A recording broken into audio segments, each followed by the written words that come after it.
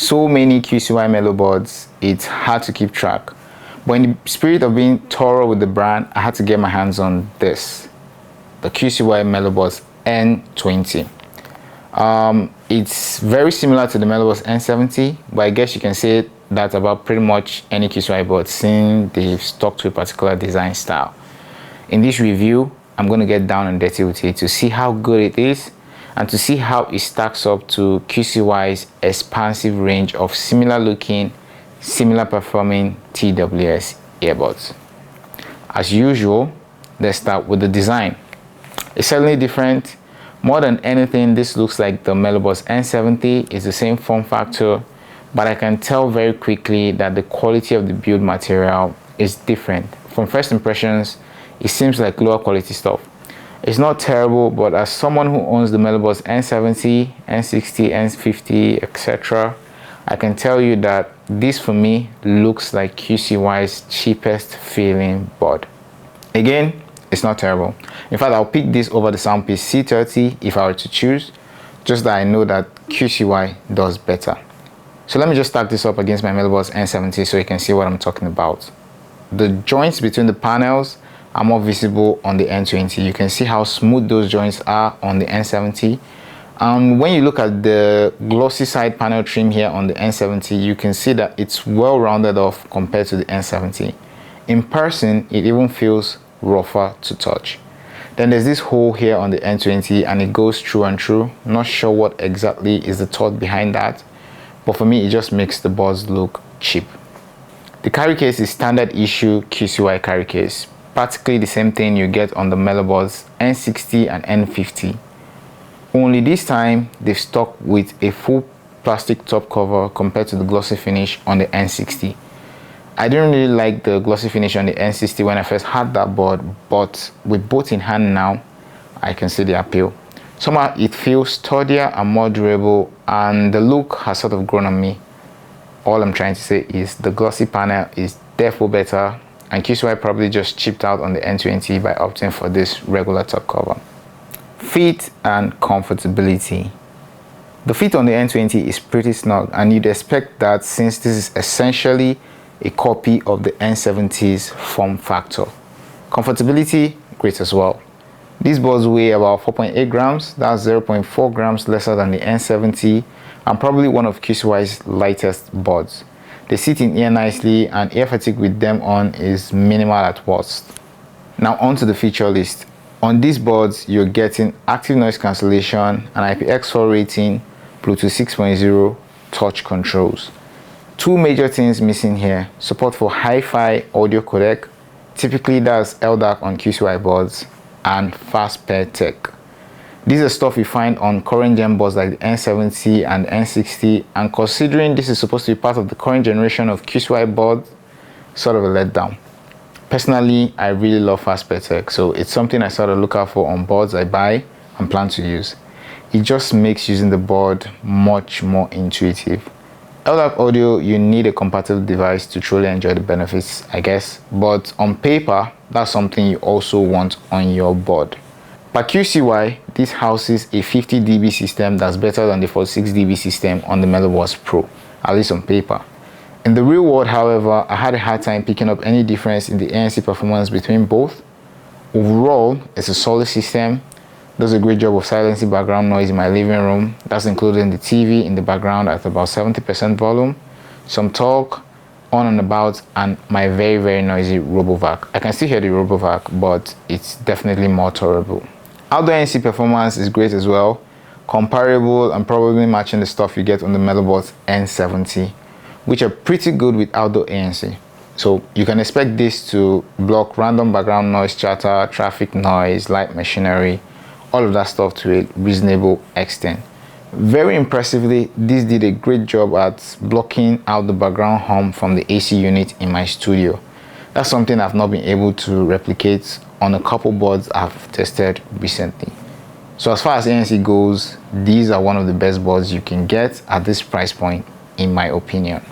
The IPX4 rating means these are rated to handle some kind of water ingress, the kind that will happen if you accidentally dip them in a cup of water or expose them to your sweat while on a workout routine, that kind of stuff.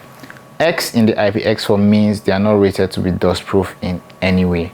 Most boards on the market come with better IP ratings these days. The Soundpeak C30, for all its flaws, is rated IP54, and the fancy guys at CMF have, I think, IP55 protection on all of their stuff. So this is some place QCY is definitely lagging behind, because this IPX4 rating is what you'd get on pretty much all their boards, including the N70, I think. As far as the practicality of it goes, what I would say is I've had my Melobuds Pro, which has the same IPX4 rating as the N20, for more than 6 months now, and I've pretty much subjected it to the same water and dust treatment as the other boards with better ratings. It's taking everything to the chin and is still working perfectly, just like the other boards with a higher rating. So do with that information what you please. The N20 Sports QCY is now very familiar touch control system. So this area right here is the touch control panel. And what's good about the QCY system is it's very responsive and very accurate. Literally every intentional touch gets registered, and it's registered exactly how you intended to be. So one touch to pause gets picked as one touch to pause, and when you double tap to change the song, it doesn't think it's a single tap sometimes, like you find on some cheap buds. Now moving on to the moment of truth. How's the sound performance on the cheapest QCY board you can buy right now? The Melobuds N20. Short answer, great, but you're here for the long answer, so let's get into that. Pretty balanced sound profile, all things considered, and you come to expect that from most of the stuff QCY puts out. So this has a healthy mix of bars, trebles, and mids. Nothing is overshadowing the other. Bass is awesome, very punchy and very filling, and by filling I mean it's deep, of the variety that will make your favorite hip-hop songs, or for me piano songs, come off with enough oomph. Mids are decent. These boards have a good enough representation of low and high mids, so that most songs come off with very engaging instrumentals and a vocal note that is really realistic. That said, you can definitely see why this is priced cheaper than the Melobuds Pro or the Melobuds N60, because it doesn't have as smooth or warm a rendition of the mids as either of those two boards. Don't get it wrong, the N20 is engaging and immersive. It's what you'd expect. It goes past what you'd expect for a budget TWS earbud at this price point. Certainly better than the Soundpeak C30, but if you've been spoiled by the absolute pitch that is the Pro or the N60 or the N70, you will notice a little teeny weeny bit of thinness on your favorite song.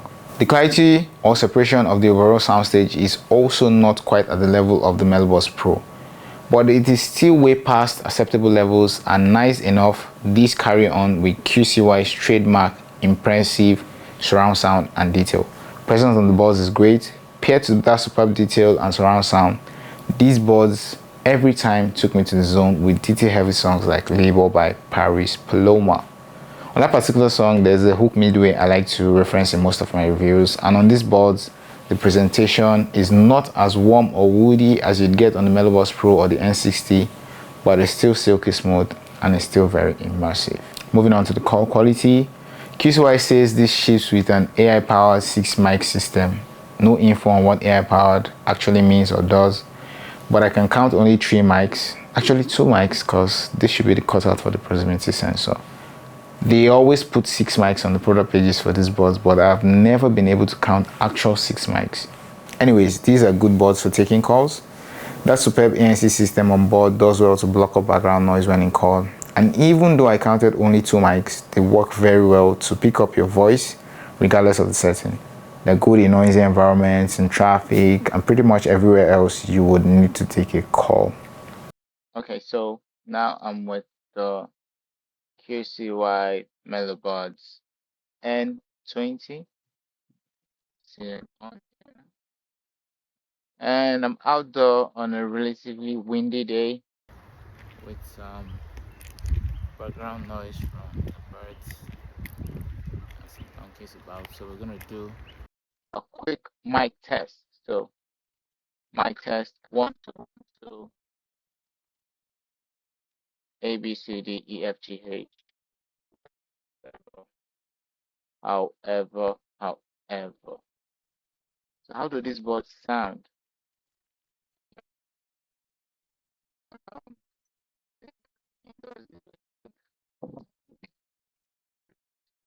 Expecting them to be top notch outdoors as well.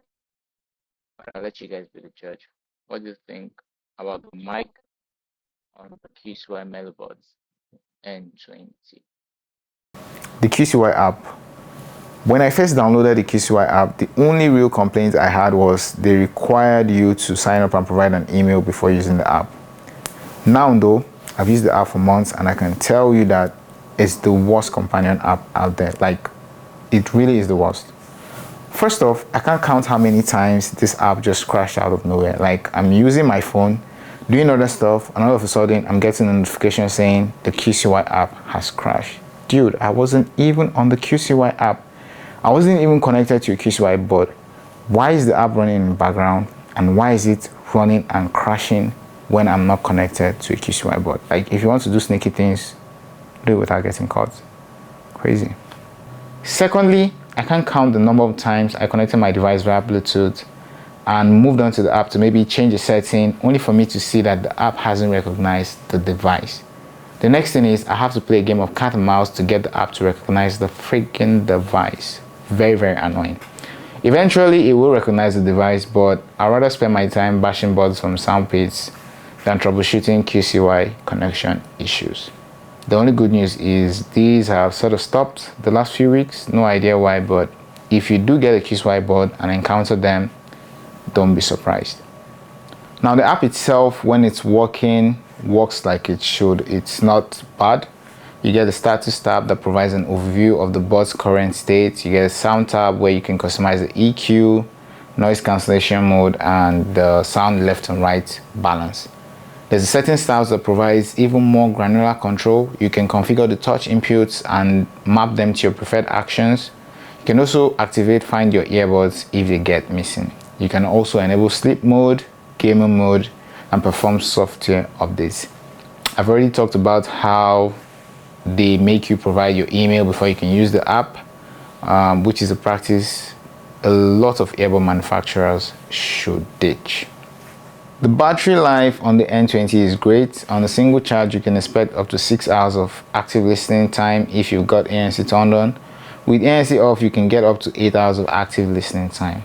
No wireless charging, not that anyone expected these to come wireless charging anyway. All that said and done, what's good and what's bad on the N20? What's good? Good audio quality, great design and build, even though this is one step below stuff like the Melobuds N70. These are also very comfortable boards, all things considered. You also get decent battery life. What's bad? The trashy QCY app and the fact that these don't have fast pair tech. So should you buy the QCY Melobuds N20? So the issue is, if I was on a budget and I needed great sounding boards, my first thought would be the QCY Melobuds Pro. Better sounding boards and slightly better build quality in my opinion. However, I don't know if it was my review or the many other reviews of the Pro praising it, but somehow that board now costs north of $30 a piece last time I checked, which is not bad. It's worth that money. By the time not so long ago, you could snatch one off AliExpress for about $20. The new $20 budget board on the market is the N20. And if I were to buy a cheap earbud and I didn't have the extra $10 for the Melobuds Pro, then yeah, I'd get this. If you have the extra money, please buy the Pro. It's better than this in many ways. You would definitely notice over time.